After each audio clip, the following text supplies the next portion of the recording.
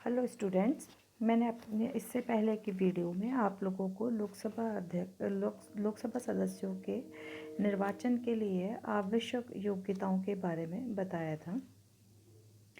लोकसभा का सदस्यों का जो कार्यकाल है वो 5 वर्ष निर्धारित किया गया है, किंतु विशेष परिस्थितियों में लोकसभा के सदस्यों के कार्यकाल की अवधि कम भी हो सकती है और वो विशेष परिस्थितियां होती हैं जबकि प्रधानमंत्री राष्ट्रपति को परामर्श दे कि लोकसभा को भंग किया जाए और नवीन चुनाव करवाया जाए, तो ऐसी स्थिति में लोकसभा के सदस्यों को नवीन चुनावी प्रक्रिया में भाग लेना पड़ता है। लोकसभा के अधिवेशन राष्ट्रपति के द्वारा ही बुलाए और स्थगित किए जाते हैं और इस संबंध में नियम है कि लोकसभा की एक बैठक की अंतिम तिथि और दूसरी बैठक की प्रथम तिथि में 6 माह से अधिक का अंतर नहीं होना चाहिए। यानी कि लोकसभा के जो अधिवेशन होता है वो उन अधिवेशनों के मध्य अधिकतम 6 महीने का अंतराल हो सकता है। 6 महीने से अधिक का अंतराल किसी भी स्थिति के अंदर नहीं हो सकता है। लोकसभा और राज्यसभा के सदस्यों की गणपूर्ति जो है उसका कुल सदस्य संख्या का 10वां भाग निर्धारित किया गया है। गणपूर्ति से आशय है कि सदन की अधिवेशन को चलाने के लिए या उसकी बैठकों का संचालन करने के लिए कम से कम कुल सदस्य संख्या का 10वां भाग जो है वो उसकी बैठकों में उपस्थित होगा, तो ही बैठकों की कार्यवाही को संचालित किया जा सकता है। संसद सदस्यों से अपेक्षा की जाती है कि वे अपने कार्यों का उचित रूप से पालन करें और इस अपने कार्यों के पालन के लिए उन्हें कुछ विशेष अधिकार प्रदान किए गए हैं, जिनमें प्रमुख रूप से है कि संसद सदस्यों को भाषण की स्वतंत्रता प्राप्त है। यानी संसद में अपने द्वारा दिए गए या कही गई किसी भी बात के लिए या किसी भी मुद्दे पर अपने मत के लिए उनके विरुद्ध किसी भी न्यायालय में कार्रवाई नहीं की जा सकती है। सदस्यों को बंदी बनाए जाने का अधिकार भी प्राप्त नहीं है। संसद का अधिवेशन प्रारंभ होने के 40 दिन पूर्व और पश्चात कोई सदस्य बंदी नहीं बनाया जा सकता है, किंतु फौजदारी विषयों से संबंधित अपराधों के लिए उन्हें बंदी बनाया जा सकता है। अगला महत्वपूर्ण टॉपिक है लोकसभा के पदाधिकारी।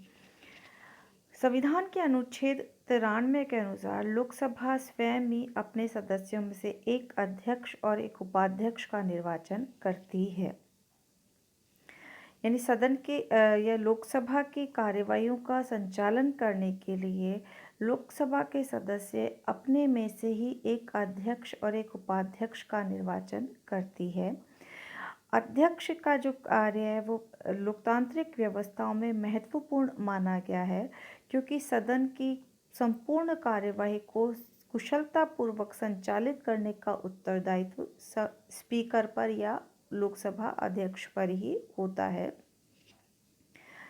अध्यक्ष तथा उपाध्यक्ष अपने पद से हटाए भी जा सकते हैं यदि लोकसभा के तत्कालीन सदस्यों के बहुमत से इस आशय का एक प्रस्ताव पास हो जाए, किंतु इस प्रकार का कोई प्रस्ताव लोकसभा में तभी पेश हो सकेगा जबकि इस प्रकार के प्रस्ताव को पेश करने के लिए कम से कम 14 दिन पूर्व की सूचना दी गई हो।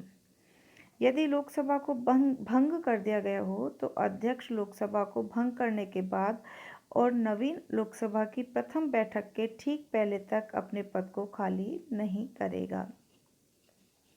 लोकसभा अध्यक्ष होने के नाते अध्यक्ष को वे अधिकार प्राप्त हैं जैसा कि हमने ब्रिटेन के स्पीकर के अधिकार के संबंध में पढ़ा था। लोकसभा के अध्यक्ष के कार्यकाल के कार्य एवं शक्तियों का विस्तृत उल्लेख संसदीय प्रक्रिया तथा कार्य संचालन के नियम 1950 में किया गया है। इसके कार्यों में सबसे महत्वपूर्ण है कि वह सदन के नेता के परामर्श से विभिन्न विषयों के संबंध में वाद विवाद का समय निश्चित करता है और वह राष्ट्रपति के उद्घाटन भाषण के उत्तर में दिए जाने वाले भाषणों के समय की अवधि निश्चित करता है। यानी लोकसभा के अध्यक्ष को ये अधिकार है कि वह किसके द्वारा किस वाद विवाद की प्रक्रिया में कितना समय दिया जाना है, इस सब को निश्चित करने का अधिकार लोकसभा के अध्यक्ष को होता है। वह सदन के नेता से परामर्श करके सदन का कार्यक्रम निश्चित करता है। वह प्रश्नों को स्वीकार अथवा नियम विरुद्ध होने पर अस्वीकार करता है। किसी भी सार्वजनिक महत्व के विषय पर पेश किए जाने वाला कार्य स्थगन प्रस्ताव उसकी अनुमति मिलने पर ही पेश किया जा सकता है। यदि उसकी आज्ञा से कोई विधेयक गजट में प्रकाशित हो जाता है तो उसे पेश करने के लिए किसी प्रस्ताव की आवश्यकता नहीं रहती है। यानी अगर देखा जाए तो लोकसभा के अध्यक्ष के रूप में या उस सदन के संचालन के लिए महत्वपूर्ण उत्तरदायित्व जो है वो लोकसभा अध्यक्ष के कंधों पर होता है।